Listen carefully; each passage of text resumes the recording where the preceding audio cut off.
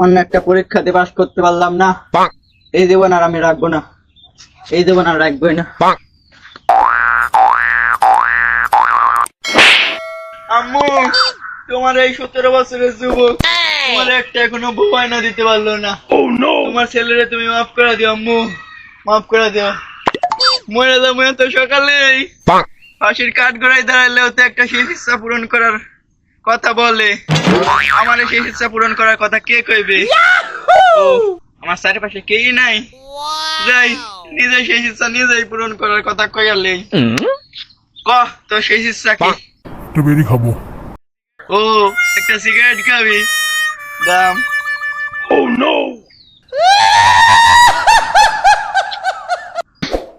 ম্যাচটাও ভালো না, 3বার খাইছি, খাই সিগারেটটা কত যত্ন করে রাখছি।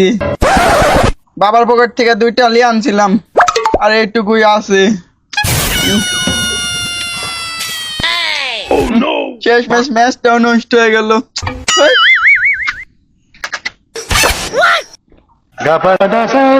স্যার স্যার লাশটা থাকার কথা ছিল ওখানে, লাশটা এখানে কিভাবে হলো স্যার? আমার তো বুঝেই আসছে না।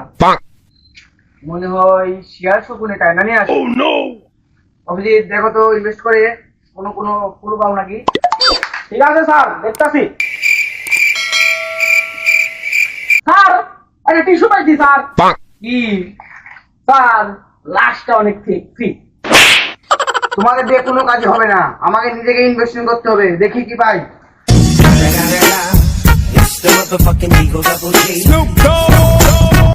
दया अभिजीत दाल में कुछ काला है। Oh no! बोले सर ये सुसाइड नहीं है, डायरेक्ट মার্ডার। স্যার আপনি এখানে বুঝলেন কিভাবে এটি মার্ডার? এখানে পড়ে আছে কি? লাশ। লাশের মাথায় কি? রক্ত। তাহলে এটা কি? মার্ডার। বুঝছস। তোরা তো বলছিলাম একটা কুলবাই করতে, তোরা তো পারলি না, শুধু সারের উপর দিয়ে কথা বলা, বাল পাকলামি করা।